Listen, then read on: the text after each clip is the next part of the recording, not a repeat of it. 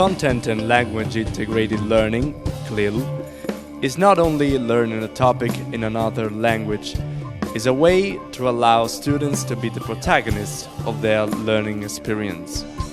When approaching CLIL, one might fear that a foreign language may slow down the learning process, so that it should be necessary to cover less subject matter and reduce its cognitive complexity. In this project, students have found themselves using higher levels of English and communicating more efficiently their ideas. This is because our teachers asked us to learn by doing things and collaborating. We did not have to just listen, read, remember, and understand. We also had to apply our knowledge, evaluate options, and create something new. Hello guys! What are you doing right now? We are doing a project that is called CLIL. What? Well, CLIL is a project where we interact with different groups and we talk about specific things. We talk about specific things. It could be science, it could be literature or history, and we study that subject in the language that we are studying. In that case is English, and in specific we are studying science and renewable energies. It's alright, it's quite curious. And what can you say about? Well, first of all, we met our teachers, and they told us what we should do, and they present us the project, and we were quite interested because it was a new possibility. It's a new way of learning, meeting the new language with a subject that we usually study.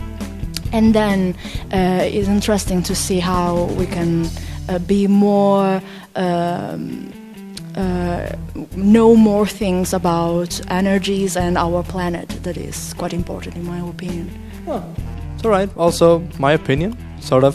And you, blue guy, what can you say about this? CLIL? Yeah, okay. How can you say? What can you say? Well, then we had a test to understand our skills and abilities on language, in particular scientific language, to talk properly about the topic, so about renewable energies. I'm sure.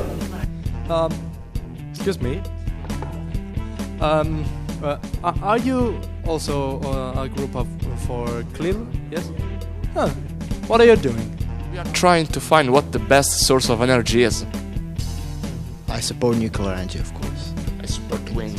I support wind, of course. Why are you so sure of wind? Because it's a renewable energy and it's totally sure. How can you say that? Are you so totally sure? Yes, I'm sure. See. Well, science. Well, solar power is probably one of the best sources of energy for our planet, and as we know, we can transform solar power into electricity through the use of these plants. So, as we know, there are a lot of advantages for us and for the environment. For example, there is no emission of CO2. As we know, it's a dangerous gas for our planet, for the Earth. And then we have, there are no risks for nature and for the environment, so there are no risks for animals, for plants, etc. Nuclear energy is the energy produced in nuclear power plants with the use of radioactive materials like uranium or plutonium. Obviously, this energy has advantages and disadvantages. The advantages are that the production of energy is continuous and is not influenced by external factors, and that the emission of greenhouse gases is reduced. So, when we talk about solar power, we have to first understand how does it work. First of all, we have as a first step the solar panels. when we have the advantages, we also have disadvantages. In fact, when we talk about solar panels and solar energy in general, we have an expensive initial cost. In fact, those panels will cost to the single and to the state a lot of money. The efficiency will be intermittent. In fact, the efficiency of the solar panels will depend if it's day or night, but also on the location, because if you are on the equator or if you are in Europe, the light from the sun will be less or more powerful. As we all know, natural gases are one of the most important forms of energy used nowadays. In spite of this, there are some aspects that may be dangerous to us and animals and even nature. We'll see them. First of all, even if natural gases are safer than other forms of energy, they result to be toxic to us if inhaled. Secondly, even if they are safer than coal or oil, they are still damageful because they bring to our organisms some external factors that are not good to us.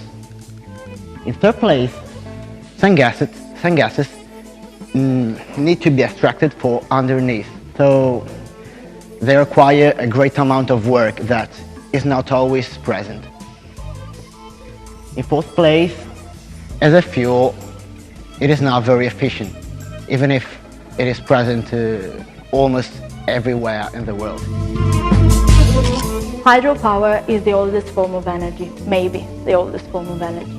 It uses kinetic energy of water, of moving water falling off a drop and going through a turbine, which turning movement will produce energy that we can use. This is the so-called generating mode, but we have also the so-called pumping storage mode. This is used to balance the energy produced and the energy used. In fact, we can make water from the lowest reservoir go back to the upper one. In this way, we can recharge it. Wind power is one of the most typical energy sources in Sardinia, and as all the renewable energy sources, it has both disadvantages and advantages. Disadvantages are quite uncommon, unexpected, because they are more ethical disadvantages. They are more like the impressions of the people themselves. For example, the noise of the wind turbines, because the constant noise in front of your house of a wind turbine can, in a certain way, annoy you. And also, there is a quite curious fact about the wind turbines' disadvantages. That is the wind turbine syndrome. It's not a clinical official disease, but it's more a syndrome of negative sensations caused by wind turbines and collected by some people without any official certification. We think that solar energy is the best energy for Sardinia. But why solar energy? Because, for example, nuclear energy could create dangerous wastes for our environment. Natural gases, instead, because some damages to our underground zones, because the exploitation of natural gases of Sardinia may lead to terrible consequences to the environment. So in conclusion, we definitely believe that solar power is the best source of energy, renewable energy for our highlands. And why? So especially for the weather, for example, in this chart shows how our highland is the hottest area in Italy, and also because we have large lands, and also of course because it's safe. As history has taught us that we cannot have only one thing to continue in our future. We must have a mix of energies. We cannot have oil and natural gases or coal and nuclear power, because those are dangerous for the environment. But we can have solar power, for example. In fact, it's going to be cheaper and cheaper, but we cannot have only solar power, in fact. In fact, we think that Sardinia, that model for energy, is a mixture of solar but also hydropower and waves. In fact, hydropower can be connected to other forms of energy, like solar, and then, as we will see, wind. And then waves, we are an island, so we are surrounded by waves, by the sea, that is a great source of energy.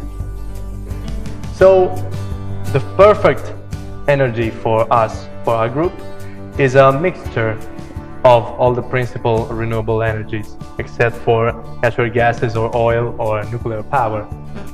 So anything that brings excess cannot be the absolute solution for Sardinia. The best thing for us is a mixture, a collaboration between all the renewable energies. So, did you enjoy this project, all the Khalil project, and why did you like it? Well, I like the project, and I think renewable energies may represent our future and also an opportunity to get a job in future. So I think renewable energies could save our planet, and I think we must protect, defend and respect our place.